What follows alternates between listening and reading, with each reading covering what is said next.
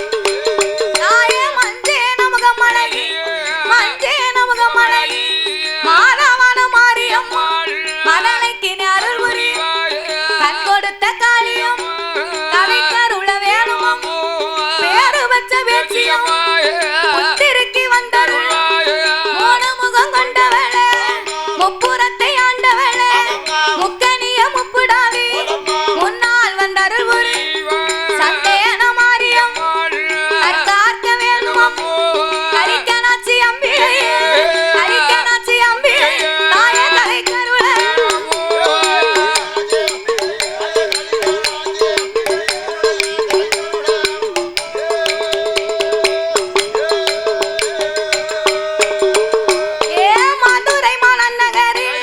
மதுரை மனநகரில் மனமுடனே கொலுவிருக்கும் தாயம்மா மீனாட்சி கற்கார்க்க வேணும் அம்மா கண்ணாத்தால் அம்பிகை கலை கருள வேணும் அம்மா சொரிமுத்து ஐயனாரே சொரிமுத்து ஐயனாரே துணை இருக்க வேணும் ஐயா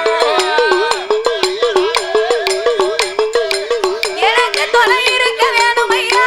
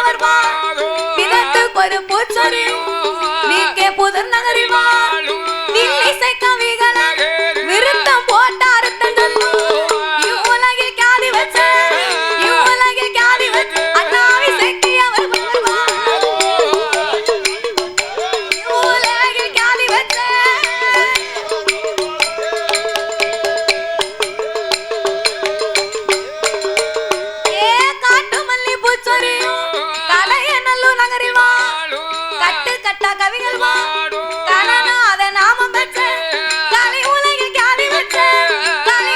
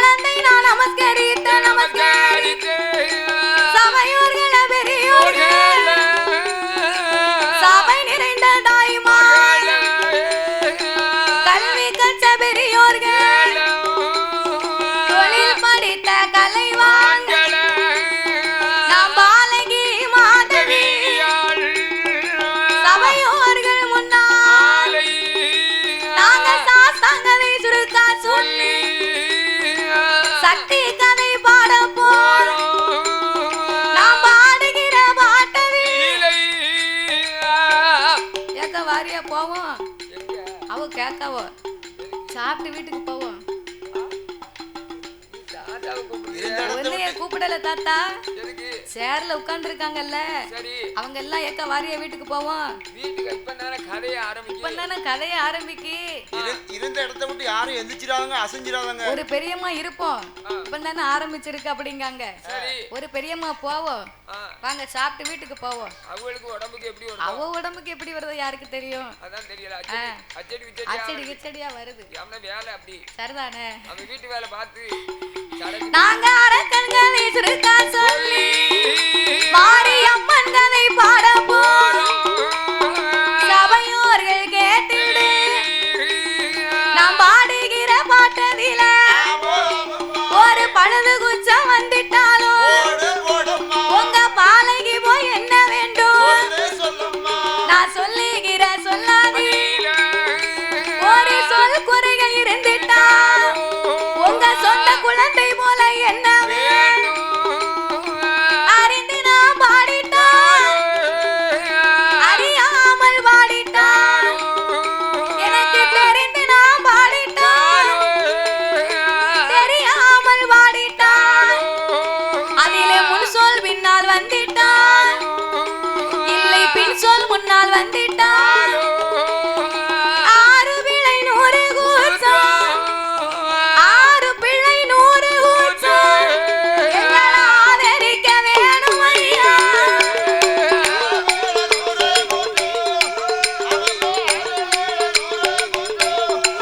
எங்களை ஆதரிக்க வேணும் ஐயா.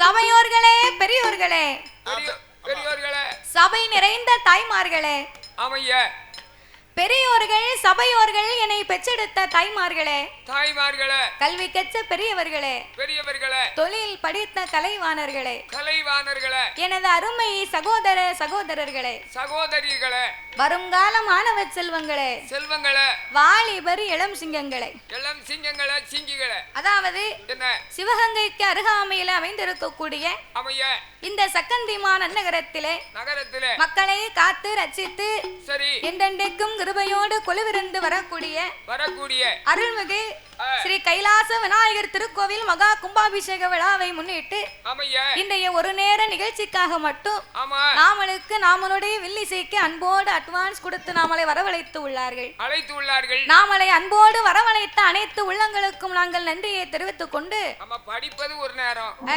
நாங்க வரதுக்கு 2 நேரம் ஆகுது. ஆமா படிப்பது ஒரு நேரம்தான். நேத்து காலையில புறப்பட்டேன், நைட்டு 12 மணிக்கு தான் இங்க வந்தேன். ஆமா வந்து கொஞ்சம் லெஸ்ட் எடுத்தோம். சரி, நல்ல ஏற்பாடு, நல்ல சாப்பாடு, சரியான சாப்பாடு. நமக்கு ஆதரித்த செல்வ சிறுமான்கள் அவர்கள் அன்போடு ஆதரித்தார்கள். சரி, அரவணைத்தார்கள். ஆமா அதனால நம்ம அமர்ந்து காத்திருந்து இப்ப நிகழ்ச்சி நடத்தி கொண்டிருக்கின்றோம். இருக்கும். அப்படி நாமளுக்கு அன்போடு வரவழைத்த அனைவர்களுக்கும் நாங்கள் நன்றியை தெரிவித்துக் கொண்டு அதாவது எந்த ஒரு ஆலயத்திலேயுமே முதலாகவே வில்லிசை ஒன்று ஆரம்பிக்கிறோம் அப்படின்னா அந்த ஆலயத்திலே என்ன ஒரு கோவிலாக இருந்தாலும் எத்தனை பெரிய சாமியாகவே இருந்தாலும் அந்த ஆலயத்திலே முதலாகவே யாருக்கு பாடணும் தெரியுமா? யாருக்கு ஐயா? அகில உலகத்திலே கலியுக தெய்வமாகவே வந்து பிறந்தவர் ஐயனார் ஒருவர் தான். ஆமா அவர்தான்.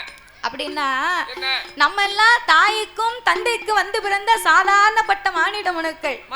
ஆனா தருமஞான சாஸ்தா அப்படி அல்ல. எப்படி? அரிக்கும் சிவனுக்கும் ஆணுக்கும் ஆணுக்கும் அப்பாவுக்கும் பிறந்த பிள்ளை. ஆம்பளைக்கு ஆம்பளை பிறந்த பிள்ளை. அப்பேற்பட்ட சாஸ்தா ஐயனார் வந்து பிறந்தார்னு சொன்னாதான் அனைத்து தெய்வங்களுமே இந்த ஆலயத்திற்கு வந்தது மாதிரி. ஆகையினால் சாஸ்திரத்திற்காகவே சாஸ்தாங்கதையை 4 வார்த்தையில் பிறவி செய்து விட்டு சாஸ்தாங்கதைன்னு சொன்னா அரக்கனுடைய கதை, வல்லரக்கன் கதை, ஐயனாருடைய கதை. அத பாடினா 3 நாளைக்கு பாடலாம். அரக்கன் கதையில சிவனும் வருவாரு. ஆமா யார் யாருவா? விஷ்ணு வருவாரு. வருவாரு. அவங்க 2 பேருக்கு என்ன வேணும்? அவ என்ன வேணும்? மச்சினை மச்சினை மச்சின மச்சின. நம்ம 2 பேர்களும் வந்தாதான் சரி அந்த கதை முடியும். முடியும். சிவன் இல்லாத கதை கிடையாது. முடியாது. இந்த கைலாசநாதர் இல்லாத கதை எதுவுமே கிடையாது. கண்ணன் இல்லாத கதையும் கிடையாது. அதுவும் கிடையாது. இவங்க 2 பேரும் வந்தா தான் கதை நடக்கும். ஆகையினால் சாஸ்தாவின் திருக்கதைகளை சுருக்க 4 வார்த்தையில் கூறி முடித்து விட்டு ஆமையா சக்தி உள்ள அம்மனுடைய திருக்கதைகளையே பாட இருக்கிறோம். அதாவது என்ன வில்லிசையோ சொல்லிசை என்பார்கள். ஆமா சொல்லுவார்கள். வில்லிசை அப்படின்னா என்ன? இயல் இசை நாடகம். ஆமா இயல் இசை நாடகம். இம்மூன்றும் சேர்ந்ததுதான் முத்தமிழ் சேர்ந்ததுதான் இந்த வில்லுப்பாட்டு. அதேதான் அதேதான். வில்லுப்பாட்டுன்னா என்னய்யா நம்ம தென் மாவட்டங்கள்ல அதிகமா இருக்கு. ஆமா இருக்கு. ஆனா தென் மாவட்டத்தை விட்டு வடக்க வர வர வர வர மக்களுக்கு சில பேருக்கு தெரியுது, சில இடத்துல தெரியல. ஆமா தெரிய மாட்டோம். ஆன போதிலும் இந்த மேடையிலே இந்த ஆலயத்திலே ஆமா நாமளுடைய வில்லுப்பாட்டிற்கு சரி கலையிலே சிறந்த அதாவது ஒரு திருவிழான்னு வைங்களேன். அந்த திருவிழாவுல கலை நிகழ்ச்சி இருக்கும். கலை நிகழ்ச்சிகள் இருந்தா தான் கோவிலுக்கும் சிறப்பு, ஊருக்கும் சிறப்பு, மக்களுக்கும் சிறப்பு. அப்ப கலை நிகழ்ச்சினா என்ன வைப்பாங்க? என்னது வைப்பாங்க? என்ன ஒரு பாட்டு கச்சேரி வைப்பாங்களா? நான் நினைச்சேன் நையாண்டி மேல வைப்பாங்களா? நான் நினைச்சேன் கோயில் கூடன்னு சொன்னா சாப்பாடு நல்ல விவரிசமா நடக்கும். சாப்பாடு அது மக்களுக்கு அதான முதலாவது முக்கியமானது. ஆமா ஆமா சாப்பாடு அன்னதானம் அப்பைக்கப்ப நடந்துகிட்டே இருக்கும். அதுக்கப்புறம் கலை நிகழ்ச்சின்னு சொல்லும் போது கரகாட்டம் இருக்கும், பாட்டு கச்சேரி இருக்கும், ஒரு கும்மி பாட்டு இருக்கும், நையாண்டி மேளம் இருக்கும், மயிலாட்டம் இருக்கும், ஒயிலாட்டம் இருக்கும், நிறைய கலை இருக்கிறது. அது இருக்கும் இது இருக்கும். ஆமா அப்படி இருக்கும் போது ஒரு பாட்டு கச்சேரி வச்சா என்ன செய்வாங்க? பாட்டு கச்சேரி வச்சா அப்படி பாட்ட ரசனைய சினிமா பாட்டை உரிச்சு எடுத்துருவாங்க. பிறவே பாட்டு கச்சேரி வச்சாங்கன்னா அவங்களால வருவாங்க, 4 சினிமா பாட்டு பாடுவாங்க, நல்லா தலையை விழிச்சு போட்டிருப்பாங்க, நல்லா ஆடுவாங்க பாடுவாங்க, புறப்பட்டு போய்கிட்டே இருப்பாங்க. ஒரு கரகாட்டம் வச்சா என்ன செய்வாங்க? கரகத்தை தலையில வச்சு அத மேலகார கரங்க வாங்கி கிறுகிறுகிறுகிறுன்னு சுத்துவாங்க. ஆமா சுத்துதே சுத்துல கண்ணெல்லாம் சுத்தும் நமக்கு. ஆமா 4 வார்த்தையை நறுக்குன்னு காப்பாங்க. அப்ப கரகாட்டமா இருந்தா என்ன செய்வாங்க? அவங்களால கரக வச்சு ஆடுவாங்க, நல்லா நடனம் ஆடுவாங்க, பாடுவாங்க, அவங்க திறமையை காட்டுவாங்க, புறப்பட்டு போவாங்க. ஆமா அத மாதிரி இவங்க எல்லாம் வந்தாலுமே ஒரு தெய்வத்தினுடைய திருப்புகளை எடுத்து சொல்லணும்னு சொன்னா யாரால முடியும்? அந்த புகழை பாடணும் யாரால முடியும்? தெய்வத்தினுடைய திருப்புகளை பாடணும்னு சொன்னா இந்த வில்லுப்பாட்டு இருந்தாதான் முடியும். அதுக்கு தான் தென் மாவட்டங்கள்ல வில்லுப்பாட்டு இல்லாத திருவிழாவே நடக்காது. அதான் தென்னாடுடைய சிவனையே போற்றிட்டு சொல்லிருக்காங்க. சிவாலயம் அதிகம். அப்படி இருப்பதனால உங்களுக்கு முதலாகவே இந்த வில்லுப்பாட்டை கண்டுகளித்தாலும் எந்த ஒரு நிகழ்ச்சியுமே பாடுகிற நாங்களும் பக்தியா பாடணுமா? கண்டிப்பா. கேட்கக்கூடிய மக்களும் பக்தியா கேட்கணுமா? அப்பதான் அந்த கலைக்கே மதிப்பா. ஆமா அதான் கண்டிப்பா அப்படிதான் கேட்கணும். அப்படி இருப்பதனால இந்த பாட்டு கச்சேரினா கலகல கலகலன்னு போவோம். ஆமா டங்குன்னு ஆமா நீ இருக்கும். ஆனா வில்லுப்பாட்டு அப்படி இல்ல. பொறுமையா உட்கார்ந்து கேட்கத்தான் அதனுடைய இனிமையே தெரியும். ஒரு கடையில போய் டீ போடுங்கன்னு கேட்டா சரி டீ போட்டு கொடுப்பாரு, உடனே கொடுப்பாரு. எல்லாரும் ஒரு போல தர மாட்டாங்க. ஆமா டீ எப்ப வாங்கி சரி அப்படி ஒரு அலப்பி ஆமா ஏச குறைய குடிச்சு பார்க்கணும். அப்ப ரசிச்சு குடிக்கணும். அப்ப டீ மூட்டோட உடனே வாயில ஊத்த முடியும். அந்த டீனுடைய ருசி எப்படி இருக்குன்னு ஆமா கடையில பார்த்தா தான் தெரியும். பிறகு மாஸ்டர் சூப்பரா போட்டிருக்காரு. அம்மா டீ மாஸ்டர் இவர்ல டீ மாஸ்டர் அப்படின்னு சரி சொல்லுவாங்க. அம்மா அது மாதிரி இந்த கதையை கேட்டு அத மாதிரி இந்த வில்லுப்பாட்டுல ராமாயணமோ கோழியானம் அப்படின்னு சொல்லுவாங்க. ராமாயணத்தை இருந்து கேட்கத்தான் அந்த இனிமை தெரியுமா? அத மாதிரி நாட்டு கோழிக்கறி இன்னைக்கு வச்சு நாளைக்கு சுட வச்சு அதுக்கு மறுநாள் சுட வச்சு அதுக்கு மறுநாள் சுட வச்சு சாப்பிடத்தான் அதனுடைய ருசியே தெரியுமா? பாரதத்துக்குள்ள போயிட்டோம். அதான் ராமாயணமோ கோழியானம் இருக்காங்க. அத மாதிரி இந்த வில்லுப்பாட்டை இருந்து கேட்கத்தான் அதனுடைய இனிமையே தெரியும். ஆமா அதுக்கப்புறமா நம்ம ராமாயணத்தை விட்டு பாரதத்துக்கு போனோம்னு வைங்க. அது கொஞ்சம் கரடு முரடா, யாருமே சண்டை போட மாட்டான், கரடு முரடா போக மாட்டான், பூமி மேல் ஆசைப்பட மாட்டான், அடுத்த பெண்கள் மேல் ஆசைப்பட மாட்டான். ஒரு பாரதங்களும் ஒரு ராமாயணங்களும் அந்த காலத்துல மக்களுக்காக வேண்டியதான் தயார் பண்ணி வச்சிருக்காங்க. அப்படி இருப்பதனால பாடும் பாட்டிலே பலது குச்சங்கள் இருந்தாலும் சொல் குச்சங்கள், இசை குச்சங்கள், கதை குச்சங்கள், கதையிலே பொருள் குச்சங்கள், எங்கள் சாரீர குச்சம் குறை இருந்தாலும் சரீர குச்சம் குறை இருந்தாலும் எங்கள் ஆட்கள் அடி தாளங்களில் ஒரு குறைகள் இருந்தாலும் உன் சொல் பின்னால் வந்திடலாம், பின் சொல் முன்னால் வந்திடலாம். ஏன்னா எல்லாருக்குமே ஆண்டவன் எலும்பு இல்லாத நாக்கு கொடுத்திருக்காரு.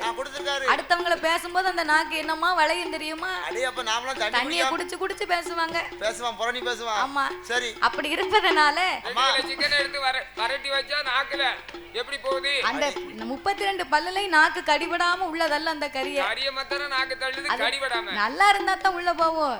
நல்லா இல்லன்னா உள்ள போகுமா? வெளிய தள்ளும். கறியை வெளியே தள்ளிடு. என்ன நீ குழம்பு வச்சிருக்க உன் முகர மாதிரி இருக்கு மூஞ்சி மாற அப்படின்னு கேட்பாங்க வீட்டுக்காரியை பார்த்து. கேட்பாங்கல்ல.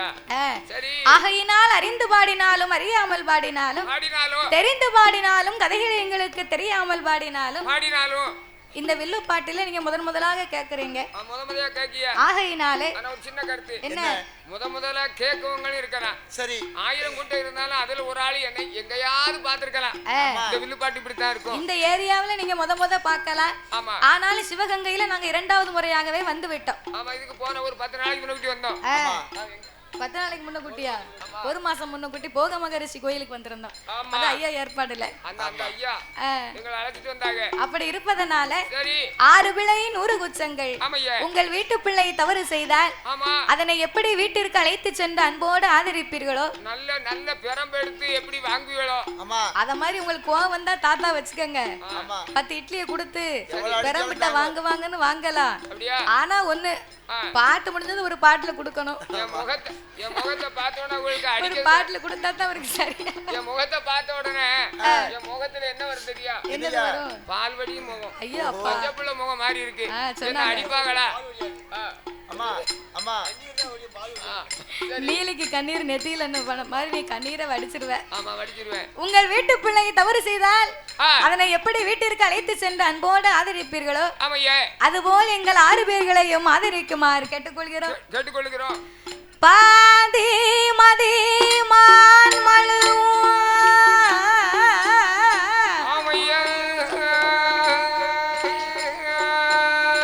கங்கையோடு பாம்பணிந்து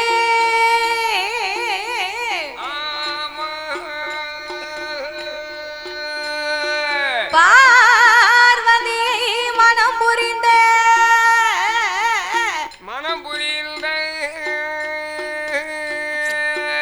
ஆதிசிவன் முகமது கலிதமாகி அச்சுதன் என் பெருமான் இருகரத்தினால் ஏந்த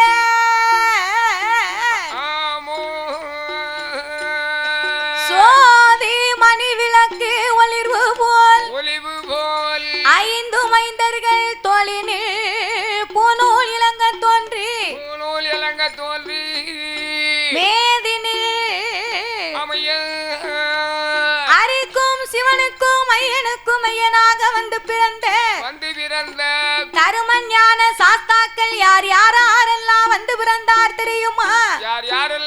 சாஸ்தா பிறந்தது பங்குனி மாதம் புதன்கிழமை உத்திர நட்சத்திர தண்டு பிறந்தார். உத்திரத்துல பிறக்கல, உத்திரத்துல பிறப்பாரா சாமி? உன்னை தூக்கி மேல கட்டி வைக்கணும். உத்திர நட்சத்திர தண்டு பிறந்தார். அப்போ காத்துல ஈயத்த காய்ச்சி ஊத்தணும். நல்ல வேளை ஈயத்த காய்ச்சி ஊத்துத, தங்கத்தை காய்ச்சி ஊத்தேன். எதுக்கு எடுத்துக்கிடாம பாத்தியா? தங்கத்தை காய்ச்சினேனா எப்படியா தோண்டி எடுத்துருவேன். விவரம் தெரிஞ்சு தானே நான் அப்படி சொன்னேன். அப்படியா? பரவே சரி ஈயத்தையும் காய்ச்ச வேண்டாம், தங்கத்தையும் காய்ச்ச வேண்டாம். அது நல்ல யோசனை. பங்குனி மாதம் புதன்கிழமை உத்திர நட்சத்திர தண்டு பிறந்தார். ஆனால் அவர் பிறந்த கிரகம் என்ன தெரியுமா?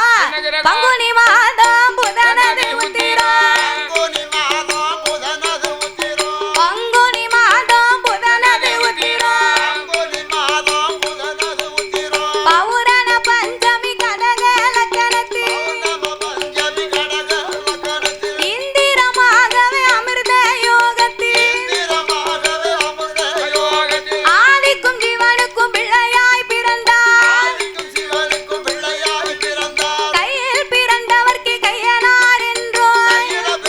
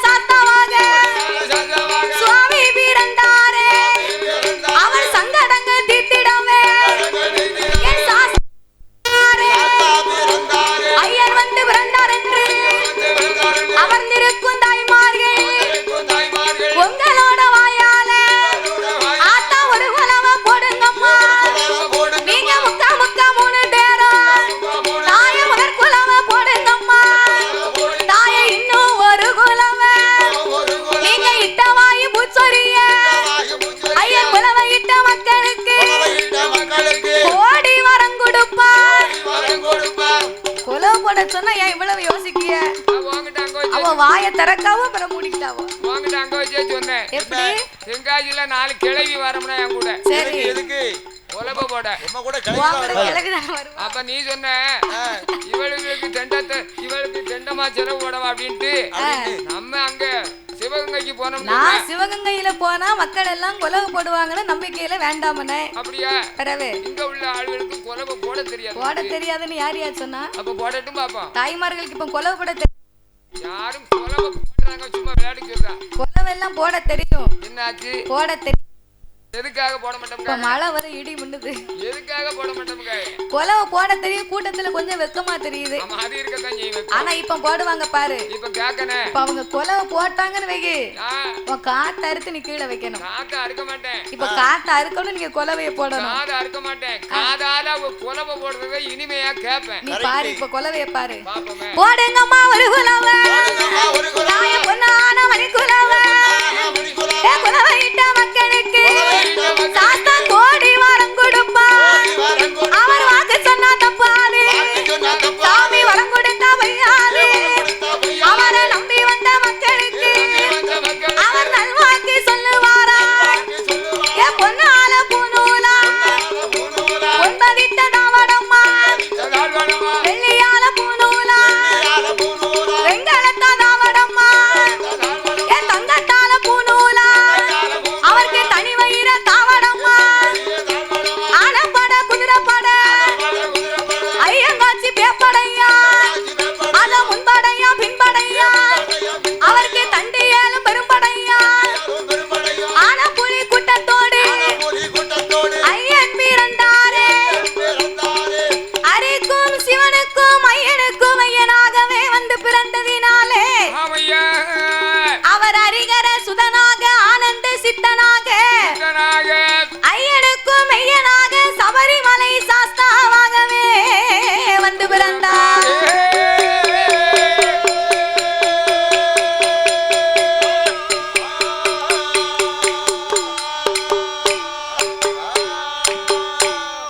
சாமி ஆதிவெள்ளி கைலாசத்தில் ஆதிவெள்ளி கைலாசத்தில் ஆணி பெண்ணால் முடிகுலுங்க யாரெல்லாம் கொலிவிருந்தார். அங்கே அரளோடு பார்வதியும் ஆனந்தமாய் கொலிவிருந்தார். இந்திரலோகம் தன்னதிலே இந்திரனா சந்திரனா சூரியனும் கொலிவிருந்தார். சாப்பிட போறது சரி, சாப்பிட்டுட்டு நீங்க உடனே இங்க வந்துடணும்.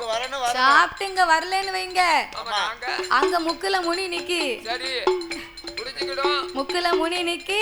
ஆமா வேய் பிடிச்சா விட்டுரும், முனி பிடிச்சா விடாது. அதான் பிள்ளையார்கிட்ட வந்துதான் அப்புறம் பிள்ளையார்ட்ட வந்து தான் திருநீர் போடணும். பாத்துக்கோங்க. அதனால சாப்பிட போங்க யார் பசிச்சவங்க. ஆமா சாப்பிட்டீங்க உடனே அதனால வரணும். சாப்பிட்டு வந்து தொம்பா உட்காந்து பாருங்க. பாருங்க ஐயா. போயிட்டு வீட்டுக்கு போயிடக்கூடாது, ஆமா வில்லு பார்க்க வந்துடணும். கண்டிப்பா வரணும். ஆகையினாலே உங்களை நம்பித்தான் நாங்க வந்திருக்கோம். பிறவே நீங்க எப்படி இருந்தாலும் யாரக்குறை இருந்தாலும் நீங்க எங்களை வந்து ஆதரிக்கணும். நீங்க ஆதரிச்சா தான் எங்களுக்கு ஒரு பெருமை. உண்மை நாங்க வந்ததுக்கும் ஒரு பெருமை. அப்படி இருப்பதனால சரி சாமி பிரம்மலோக பட்டணத்தில் பிரம்மாவோடு சரஸ்வதியும் அங்கே சரஸ்வதி பிரியமுடன் கொலிவிருந்தார். பிரியமுடன் கொலிவிருந்தார்.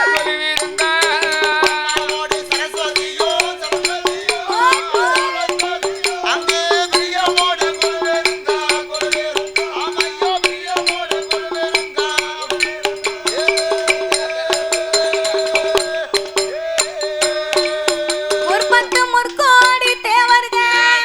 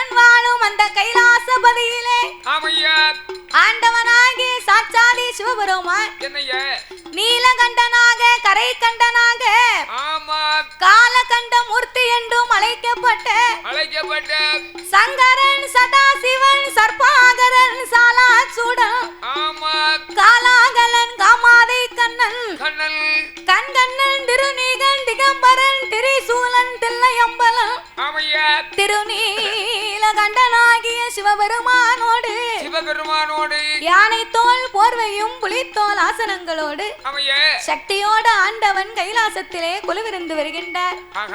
அப்படி கொலுவிருக்கும் இறைவனாகிய சிவபெருமான் 14 உலகத்தை இறைவன் படைத்து 224 புவனங்களையும் ஆண்டவன் படைத்தார்.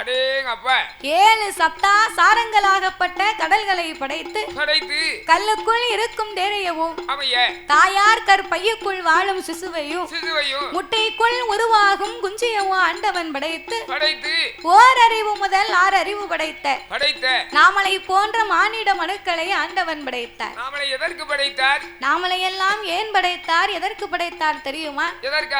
ஒரு தெய்வத்தினுடைய திருவுருவத்தை தெரிந்து கொள்ள வேண்டும் என்று சிவபெருமானுடைய வடிவத்தில இதோ சபையிலே அமர்ந்திருக்கின்றார்களே நாமளை பெற்றெடுத்த தந்தையை ஆண்டவன் படைத்தார். சிவசக்தி இருக்காளே மாரியம்மா காளியம்மா மீனாட்சி அந்த சக்தியுடைய அம்சத்துல நாமளை 10 மாதம் கருவிலே சுமந்து பெற்று எடுத்த தாய்மார்களை படைத்து சிவன் வடிவத்தில் ஆண்களையும் சக்தியின் வடிவத்திலே பெண்களையும் ஆண்டவன் படைத்தார். பெண்களை நீ ரொம்ப லேசா நினைக்க கூடாது. நாங்கெல்லாம் யாருடைய அம்சம்? தாய்மார்கள் எல்லாம் சக்தியின் அம்சம். உங்களுக்கு என்னையா? அப்படியா? சக்தியோட அம்சம்னா நீங்க அம்சம் தான். சக்தியுடைய அம்சம்னு சொன்னா அதுக்கு தானே உங்களுடைய சொல்ல கேட்டு உங்க காலடியில நாங்க இருக்கோம். அப்படி வலிக்கு வா.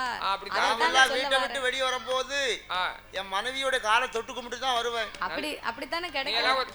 நீ எல்லாம் ஒரு மனுஷன் அங்க அவ்வளவுதான் தெய்வமா நினைச்சுக்கிட்டு இருக்கேன். அவ்வளவு கும்பிட்டா என்ன குறைய போகுது? பொம்பளை கால்ல போய் விழுந்தாரு. உன்ன மாதிரி ஆட்கள் இருக்க போய் தானே பெண்களுக்கு மதிப்பே இல்லாம போச்சு. பெண்கள் நம் நாட்டின் கண்கள். அண்ணனை பாரு. உங்கள மாதிரி அண்ணன் இப்படி கவிதையா பேசுறான். அண்ணன் தம்பி 2 பேரும் சேர்ந்தேன்னு வைங்க. நீங்க எங்களை பொம்பளை பேச்ச கேட்கறத விட வேற எதையும் கேட்க விட மாட்டீங்க. அதாவது பெண்ணா பிறந்தவ கட்டிய மனைவின்னா என்ன நமக்கு கேட்ட நேரம் இல்லன்னு சொல்லாம எதுனாலும் கொடுக்க. என்னது கொடுக்க? காப்பி கொடுக்க. சரி. 8 மணிக்கு இட்லி கொடுக்க. சரி. நல்ல 1 மணிக்கு சாப்பாடு கொடுக்க. சரி. சாயந்தரம் 3 மணிக்கு காப்பி கொடுக்க. நைட் 8 மணிக்கு சப்பாத்தி கொடுக்க. வீட்டுக்கார் இல்லைன்னா இதெல்லாம் கிடைக்குமாயா? மனைவி இல்லைன்னா கிடைக்குமா? நீ சொல்லுவதை பார்த்தா எங்களை நீங்க சமையல் பிள்ளையாத்தான் வச்சிருக்கீங்களோ? அப்படி இல்ல. கணவனுக்கு வந்து மனைவி தானே. அப்படியா? கணவன் ஒன்று தான் மனைவி ஒன்று வேணும். பரவாயில்லை. அப்போ சிவன் வடிவத்தில் ஆண்களையும் சக்தியின் வடிவத்தில் பெண்களையும் படைத்து ஆண் என்றும் பெண் என்றும் ஆண்டவன் அகில உலகத்தை உண்டு பண்ணினார். நாமளுக்கெல்லாம் இறைவன் எண்சான் உடம்பை கொடுத்தாராம். எண்சான் உடம்புல நாமளுக்கெல்லாம் ஒரே ஒரு சான் மட்டும்தான் வயத்தை கொடுத்திருக்கிறார். எண்சான் உடம்புனா என்ன தெரியுமா? எப்படி? கட்டையரா இருந்தாலும் நெட்டையரா இருந்தாலும் அவங்கவங்க கையால அவங்கவங்க உடம்பு அளந்து பார்த்தா 8 சான் தான் இருக்கும். இது உண்மை. ஆமா 8 சான் தான் இருப்பாங்க. ஆமா அவங்கவங்க கையால அளந்து பார்க்கணும். ஆமா நான் சொல்றது உண்மை. என்னன்னு கேட்டீங்கன்னா ஒரு அரைச்சான் குறையா இருக்கு. அரைச்சான் குறையா இருக்கியா? ஆமா. அப்படின்னா உனக்கு வயசு 80 ஆகுது. அப்படியா? இருக்க இருக்க உடம்பு குறுகுது பாத்தியா? சரி. அதுவும் இல்லாம இந்த நாய் வயிறுன்னு சொல்லுவாங்க, கேள்விப்பட்டிருக்கியா? நாய் வயிறுனா எனக்கு தெரியாது. நாய் வயிறுனா நாய் எத்தனை தெருவுல சாப்பிட்டாலும் அதுக்கு வயிறே தெரியாது பாத்துக்கோ. சரி. அத மாதிரி உனக்கு ஒரு நாய் வயிறு இருக்கு. நீ எதுக்கு சொல்ல வந்தீனா ஊரா சாப்பிட்டு உனக்கு வயிறே தெரியலங்க. அதான் நாய் வயிறு. முந்தா நாள் வள்ளியூர்ல சாப்பிட்டேன். அதுக்கு முத நாள் எங்க சாப்பிட்டேன் தெரியுமா? திருச்செந்தூர். அங்க சாப்பிட்டேன். அந்த கோயில். அதுக்கு முன்னால பொள்ளாச்சியில சாப்பிட்டேன். அதுக்கு அங்கடி சேலத்துல சாப்பிட்டேன். அப்படி ஊரா சாப்பிடுறதா தான் உனக்கு வயிறே தெரியலன்னு சொன்னா எனக்கு நெடு வயிறு. நீ அத அப்படி பெருமையா சொல்லணும். நாய் வயிறுன்னு சொன்னா தான் நீ சும்மா இருப்ப. அப்படியா? சரி. அப்ப ஆண்டவன் எண்சான் உடம்பை கொடுத்தார், நாமளுக்கெல்லாம் ஒரு சான் வயத்தை கொடுத்தார். சரி. ஒரு சான் வயிறுன்னு நம்ம லேசா சொல்லிட்டோம். அந்த ஒரு சான் வயத்துக்கு இந்த உலகத்துல என்ன பாடுபட வேண்டி இருக்கு தெரியுமா? காலையினும் பாராம இரவுன்னும் பாராம நாடு விட்டு நாடு, ஊரு விட்டு ஊரு, தேசம் விட்டு தேசம், ஆமா கப்பல்ல ஏறி போய் வேலை பார்க்கும், சரிதானே ஃளைட்ல போய் வேலை பார்க்கும். சரிதான். எதுக்கு? எதுக்கு? இந்த ஒரு சான் வயத்துக்கு நமக்கு நாளைக்கு சாப்பிட வேணும், அடுத்த வருஷம் சாப்பிட வேணும், நம்ம பிள்ளைகளுக்கு சாப்பிட வேணும், நம்ம ஒரு நல்ல ஆடை எடுக்க முடியாதா, நமக்கு இருக்கும் கடனை அடைக்க முடியாதா, நம்ம பிள்ளைகளுக்கு நல்ல பண்டம் வாங்கி கொடுக்க முடியாதா அப்படின்னு இந்த ஒரு சான் வயத்துக்கு தான் உலகத்தில் நம்ம ஓடி பிழைச்சுக்கிட்டு இருக்கோம். அப்ப ஒரு சான் வயத்தை கொடுத்ததுக்கு இந்த பாடுனா உடம்பெல்லாம் ஆண்டவன் நாமளுக்கு வயிறை கொடுத்தா நமக்கு என்ன பாடு? நம்ம நாட்டுல விளையுது பொருள் காணாது. அப்போ அதனாலதான் ஆண்டவன் சிவபெருமா இந்த தலைக்கு மேல உனக்கு உருவ வேண்டாம் மனிதா, இதோட நீ முடிச்சுக்கோன்னு சொல்லித்தான் தலையில ஆண்டவன் முடிய கொடுத்தாராம். எந்த பேர் எடுத்தாலும் 2 பேர் இருக்கு, அதான் நம்ம முடின்னு சொல்லுகிறோம். ஆமா இது முடி. அப்ப சிவபெருமான் இவ்விதமாகவே நாமளை எல்லாம் படைத்து 6 அறிவை கொடுத்தார், 9 தத்துவங்களை படைத்தார். மண் உலகிலே மனிதர்களுக்கெல்லாம் 3 ஆசைகளை கொடுத்து, மண் ஆசை, பொன்னாசை, பெண் ஆசை என்று சொல்லி 3 ஆசைகளையும் கொடுத்து மரம், செடி, கொடி, பயிறு, புல் போன்ற இலை தாவரங்களோடு ஆடு, மாடு, கண்டுகாடைகள் அதனையும் படைத்து இந்த உலகத்தை படைத்தால் போதுமா? படைத்ததோர் உலகத்திலே இரவு என்றும் பகல் என்றும் 2 நாளிகை உண்டு பண்ணினார். பகலெல்லாம் நாமளுக்கு ஓய்வில்லாத உழைப்பு, இரவு எல்லாம் ஓய்வெடுக்கக்கூடிய உறக்கத்தை, நித்திரையை ஆண்டவன் கொடுத்து உலகத்து மக்களுக்கெல்லாம் ஆண்டவன் ஒரு கும்பியை கொடுத்திருக்கிறார். பட்டினி இல்லாமல் படி இழக்க வேண்டுமென்று ஆண்டவன் எப்படி படி இழந்து வருகின்றார் தெரியுமா? நாளை நல்லதினை எடுத்து, நாளை நல்லதினை எடுத்து, நாளை நல்லதினை எடுத்து, அவர் நாடு எங்கும் படி இழந்தார், படி இழந்தார், நாடு எங்கும் படி இழந்தார், படி இழந்தார், படி இழந்தார்.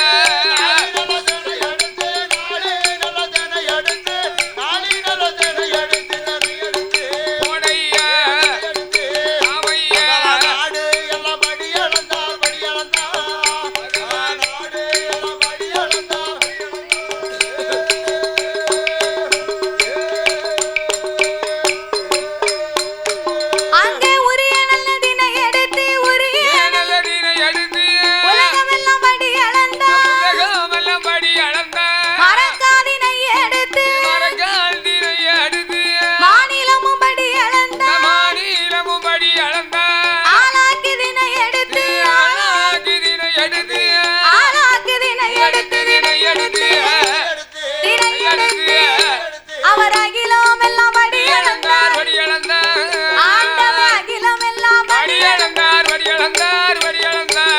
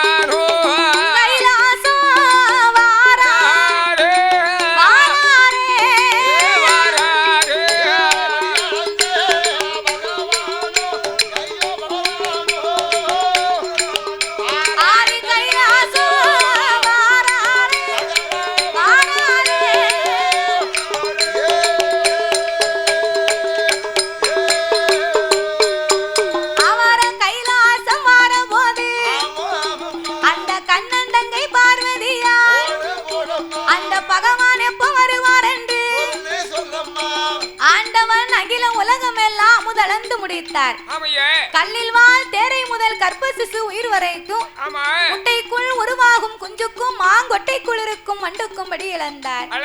படி இழந்து முடிக்க ஆண்டவன் கைலாசம் வரும்போது கண்ணன் தங்கையாகப்பட்ட பார்வதாதேவி சிவபெருமான் எப்போது வருவார் என்று தங்க தாம்பூலத்திலே பாரிச்சாத மலர்களை வைத்தார். கெண்டியிலே ஜலம் எடுத்து கிருபை உள்ள பகவானுக்கு பாத பூஜை முடித்தால் பணிவிடைகளை செய்தார்.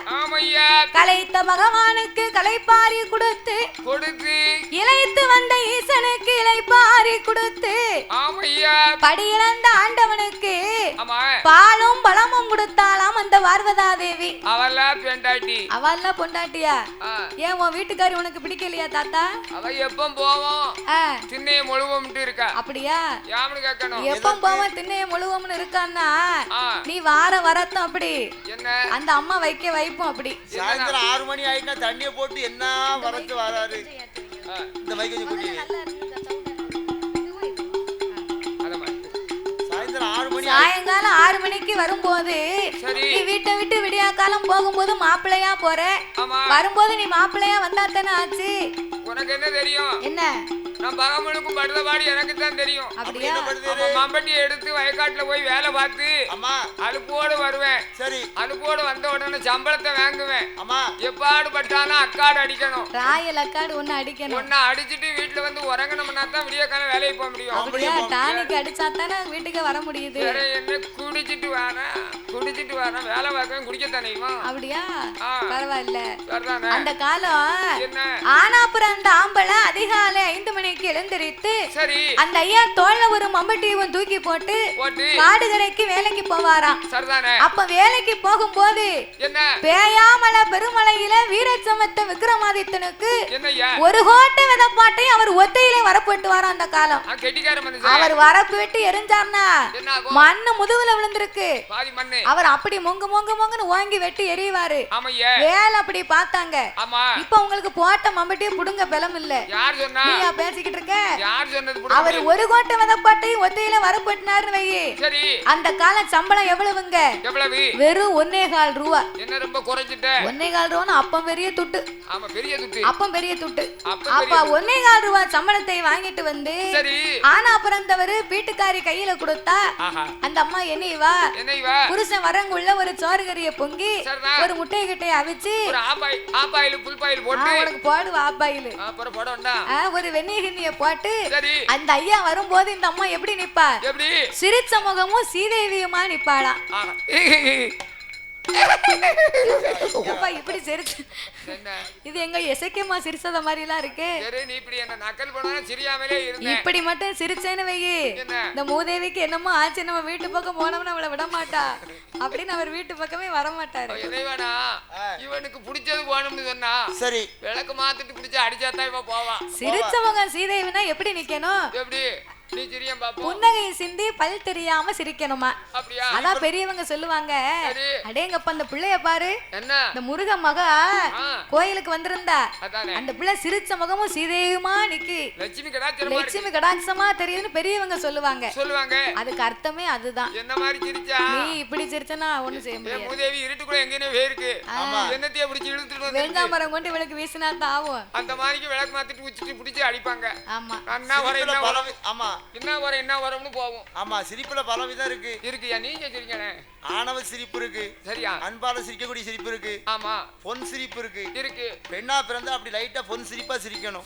சிரிச்சா தான் அழகு. அப்ப சிரிச்ச முகம் சீதேவியா நின்னு அந்த அம்மா கேப்பா, என்ன ஏயா இங்க வாங்க, என்னங்க இங்க வேலைக்கு போயிட்டு வர இவ்வளவு நேரம் ஆயிடுதோ? கொஞ்சம் நேரம் ஆச்சு. நீங்க அழுத்து உட்கார வேண்டாம். நான் கொல்லப்புறத்துல வெண்ணி போட்டு வச்சிருக்கேன், போய் குளிங்க. பின்னால் நாட்டாமிட்ட சொல்லிருக்கேன் உன்னை ஊதுக்கி முக்க. அப்படியா? உனக்கு இல்ல கதையில சரி அப்படின்னு அந்த ஐயாவை குளிக்க சொல்லி அந்த காலம் வீட்டுக்கு வீடு கொல்லப்புறம் இருக்கும் தான் 4 கிணறு வச்சிருப்பாங்க. அப்ப அந்த ஐயாவை குளிக்க சொல்லி இந்த அம்மா போய் முதுகு தேய்ச்சி விடுவாளாம். இந்த அம்மா முதுகு தேய்ச்சி விட்டானா எப்படி இருக்கும்? சின்ன உயர்ல கை வச்சா எப்படி இருக்கும்? படிர்னு எரித்தடிக்கும். அந்த மாதிரி அவருக்கு எரித்தடிச்சுக்கிட்டே இருக்கும். காட்டுல ஆணையை தூக்கி செமந்த ஆம்பளைக்கு முதுகுல சின்ன பூனை தூக்கி விட்டத மாதிரி லேசா இருக்கும். ஆமா இருக்கும். அப்போ அந்த காலம் அந்த ஐயா அப்படி வேலை பார்த்தாரு, அந்த அம்மா அப்படி பணிவிட பார்த்தா. ஆமா இப்ப நீ பாக்க வேலைக்கு உனக்கு முதுகு தேப்பாளா? இல்ல என் வீட்ல உங்க ஆச்சிய முதுகு தேய்க்க சொன்னேன். ஏலே முண்டக்கண்ணா தேய்க்க சொன்னேன். நீ பாக்க வேலைக்கு உனக்கு தேய்க்க வேண்டியதா?